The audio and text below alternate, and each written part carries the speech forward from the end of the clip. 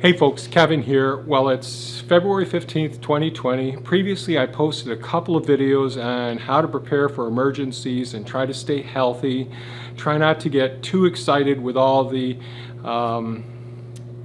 information that's available in our social media sites and on YouTube and all that can really put a lot of scare tactics and try to get you to buy things that you may not necessarily need, or to get you overly stressed out about things. And the goal of this video is to give you some basic information and provide you with some resources that you can do some homework yourself and decide how you want to go about addressing these potential situations. As I've talked about in previous videos, my ethics here are self-care, earth care, people care, and future care. And I've gone over those topics in detail in the past. But with respect to self-care, you really need to take care of yourself and your loved ones as well as possible when it comes to water. Aside from, like, when we think about emergency medicine, we want to make sure the patient has an airway, breathing, and then has adequate circulation so they don't go into circulatory shock. So that's just the basic minimums to stay alive. Then after that, you need to maintain hydration, and then nutrition and shelter and all of those things. But so today we're going to talk about hydration, maintaining your hydration during emergency situations. And so I would say that as an absolute minimum, each person and each pet should have set aside 1 gallon per person per day.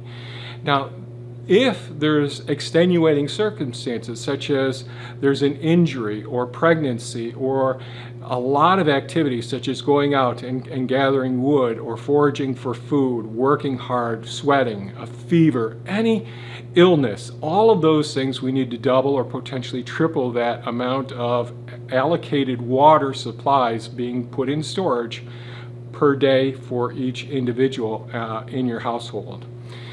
So, having said that, what are some of the ways that we could store water? Well, certainly water storage is probably the easiest first step for preparing for emergencies, because you could use previously used water bottles. You could use 2-liter soda bottles.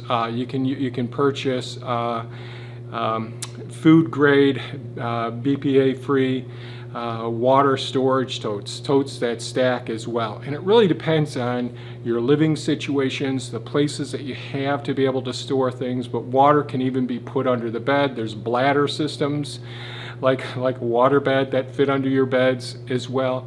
So there's a whole variety of ways of storing water. Now, what type of water do we want to store? We want to store the most pure water as possible, and that's the water that we want to be drinking as well. In a couple of minutes, what I'm going to do is take you through the Environmental Work Group's website and look at ways of either minimizing the amount of contaminants in our water or removing those contaminants in the water. And so we can use things like activated charcoal. That's very good. It's not completely as thorough as a reverse osmosis system or as a deionizing system. Each one has their strengths and their weaknesses, and I'll go over that when we go to the website and all.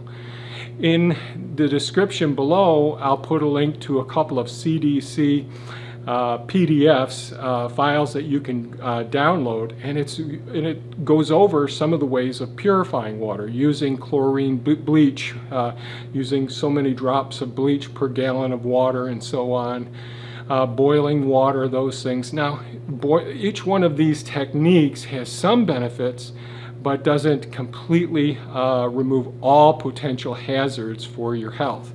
So boiling water certainly will, if it's boiled adequately at the right temperature for a prolonged period of time, that'll kill microorganisms in that water. It won't do anything about some of the other chemicals that you'll see us talk about when we go to the Environmental Work Group. So that's something to be thinking about, weighing things out. Now, I live in the Great White North here, and so right now, this time of year, in February, we've got lots of snow on the ground, so that's one source of water. You have to really think about what's your geographic location, what are your water sources and all. Are you someone who's really mobile? Do you need to be on the road? So if you need to be on the road, one of the things that I'd say is having one of those life straws or water straws. And I'll put a link to an Amazon affiliate link in the description below for the life straw and for a reverse osmosis system, one of the systems we use here at our place. And so these water straws have the means of being able to filter out microplastics, protozoa, bacteria and all. And I think that each straw gets you about 1,000 gallons of water as well. I would save that for when you need it for certain various situations. And but I would plan on having stored water in containers if at all possible, just having all of that water. With the reverse osmosis system, the systems that we use here, we have a few different reverse osmosis systems. There's a lot of wastewater that leaves the system. Now that wastewater is absolutely good for using for flushing your toilets, using in your sinks. We use it in our gray water systems, and our gray water systems go into our canal systems, the bioremediation systems, and goes out to our food forest. So there really isn't waste in our circumstances, but that's just something to think about, is how much water do you have and how much water will be wasted during the filtering or decontamination processes.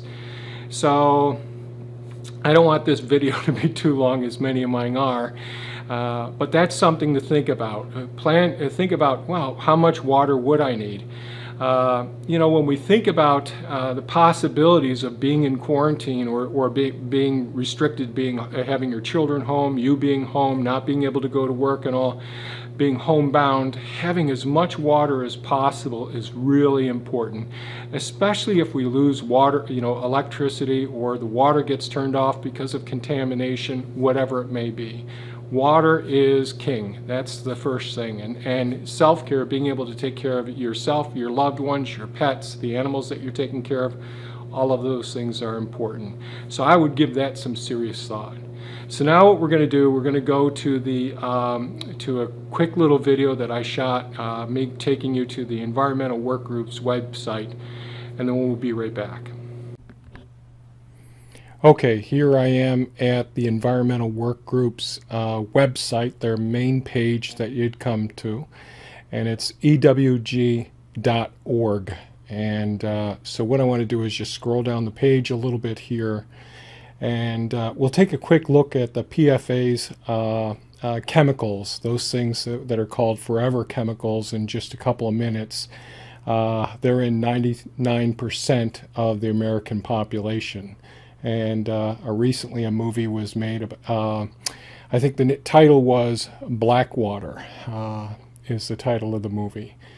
But what I want to do is come down here to this topic, Environmental Work Group's National Tap Water Database. How safe is your drinking water? So we're going to go ahead and go into this database. And it's going to, in order to help you locate the water source in your area, I'm going to put in my zip code here. 1 second. Now, why isn't this showing up? Oh, there it is. It's a little bit slow. Okay, we'll go there, and I'm going to pick the city of Fulton, which is not too far from us. Click on this one. And you can read a little bit about the source of the Fulton drinking water as well. Contaminants detected out of a total of 20 contaminants that they're looking for in these samples. And it gives some explanation here as well. And we'll go down, and now you'll see in some of these contaminants here, like this is chromium-6, the hexavalent. This is the one that Aaron Brockovich, the movie, was made about. And you see there's no legal limit to the amount that you can get. So, but they're suggesting it's 13 times the Environmental Work Group's health guidelines. So that's something to be concerned about. And all of these chemicals are things that I've been concerned about for years. And as an environmentalist, some of the things that my wife and I have worked on is looking at the Superfund sites for cleaning up contaminants that were basically left by corporations or dumped by various people and have contaminated our groundwater. So here's the area that I wanted to get to. So one, you can use this website to put in your zip code and find your water source and see what sort of contaminants there are, and then look at a comparison of the different categories of filtering systems that you can use. Probably the most common water filtering system is an activated carbon filtering system. We have several reverse osmosis systems on our property. These are much more expensive than the Brita water filters. But it gives me more security with it. There's more water waste with it as well. And then there's the ion exchange system.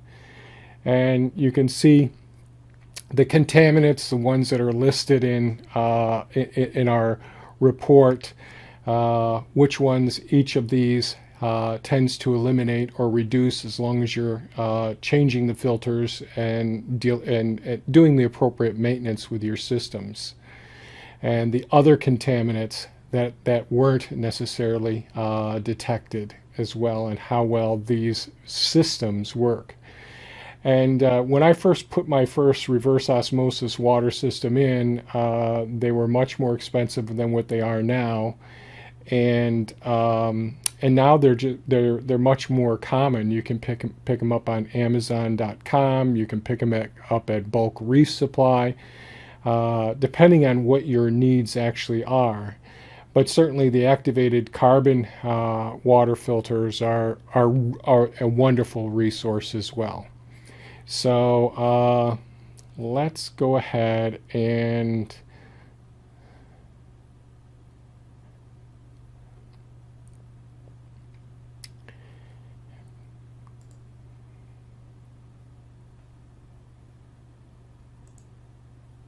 so here we are at the water filter guide systems page information. So you can read more about how carbon filters actually work. These are these are the least expensive systems that there are.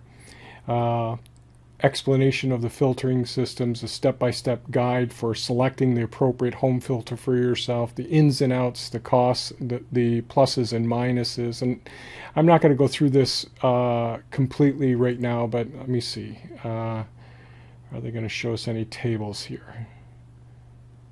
The ins and outs.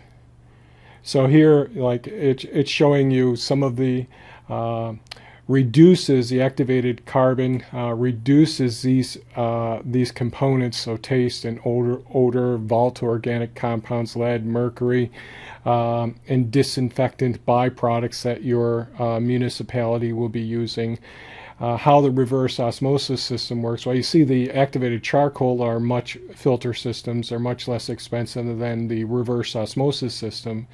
But we can remove the arsenic, the fluoride, the hexavalent chromium, the nitrates, the PFAs, those are all of those chemicals, those forever chemicals that I mentioned before. So what can't this filter system remove? What are the drawbacks? And there's a lot of water waste with reverse osmosis system.